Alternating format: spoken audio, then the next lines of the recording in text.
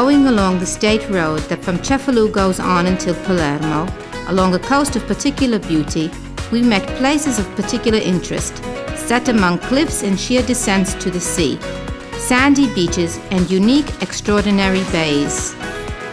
Among these places, the one that have struck our attention and that we are going to show you on this DVD are the cities of Termini Imerese and Bagheria.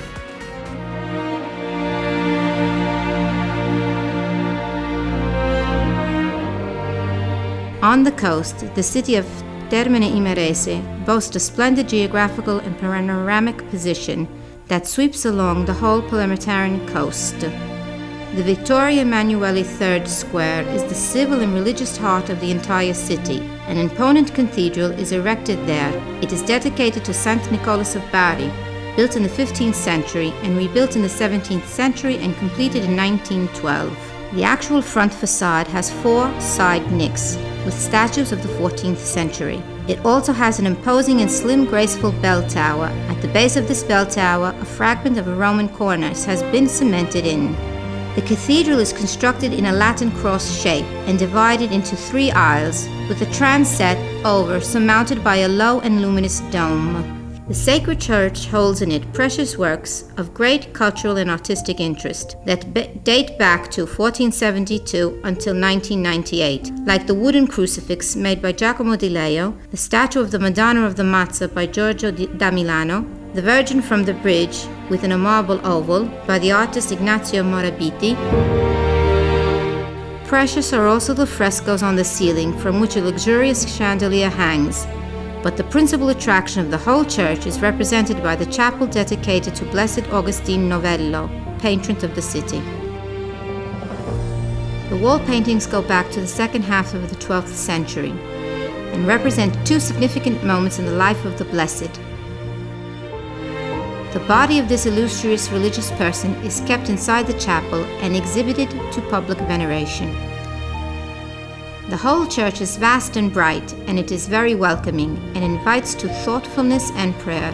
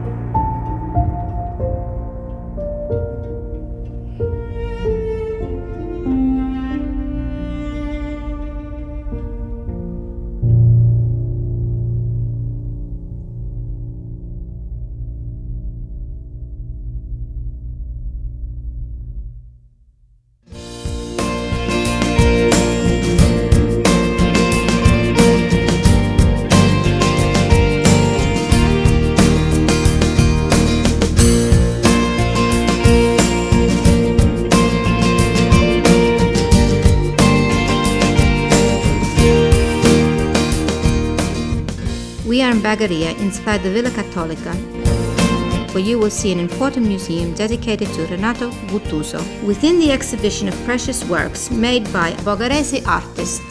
This particular place of great architectural relevance has been chosen to guard the monumental sarcophago that holds the rest of the famous Bagherese artist. This luxurious church, built in 1736 by Francesco Bonanno, emerges in a charmful, vast green area.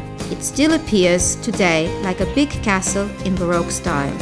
Particularly the staircase that leads to the entrance of the building, and the singular balconies worked in lacy iron that make the facade more precious. Another majestic building to visit in Bagheria is the Villa Palagonia, built in 1715. It represents the most important emblem of Baroque suburb architecture in Sicily. Arriving in this stupendous villa, once preceded by a crossing of the 2 big arcs, today only one of these arcs remains, and it is called the Ark of the Holy Trinity. This structure is enriched by 2 important statues. The exuberant particularity of this villa is due to the presence of numerous statues made of asper tuffo stone that goes along the city walls to arrive to an elegant portal entrance preceded by a flourishing tree-lined lane. These unique statues represent grotesque and monstrous mythological figures, dragons, knights, elves, and beasts. They give the area a surreal atmosphere that makes you feel a bit uneasy. Inside the Hall of Mirrors, with precious walls decorated in marble and wallpaper, it is very suggestive. Particular is also the double staircase made in limestone, under the princely coat of arms of the Bagheria family, to whom this extraordinary building belonged to.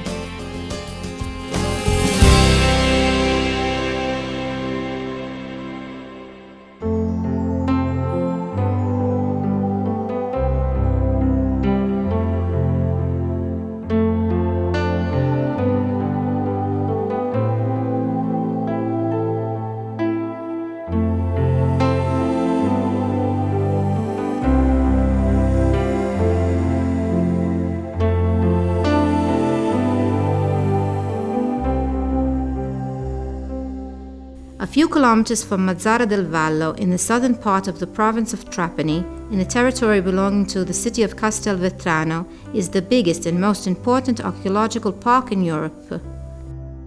Parts of ancient Greece, founded in about the middle of the 7th century before Christ by the Megaresi of Sicily. It extends for 1,740 square kilometers, full of ruins from the antique Selinunte city, established near the mouth of the river, where wild parsley, Selenon, grows, that gave the name to the course of water into the city.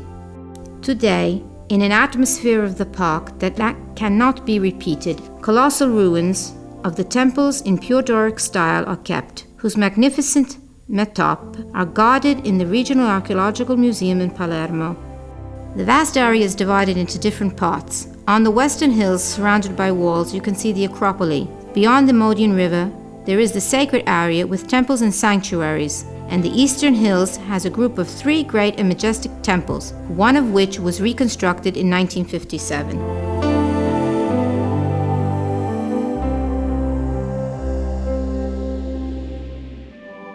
In Greek temple architecture, the single parts had to contribute in giving a sense of perfection, order, and immutability.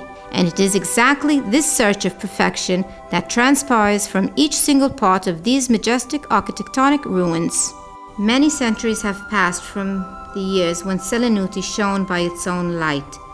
We can still contemplate from some temples the grandeur of its columns that stand out towards the sky, and the foundations that help us imagine the vastity of the ancient structures.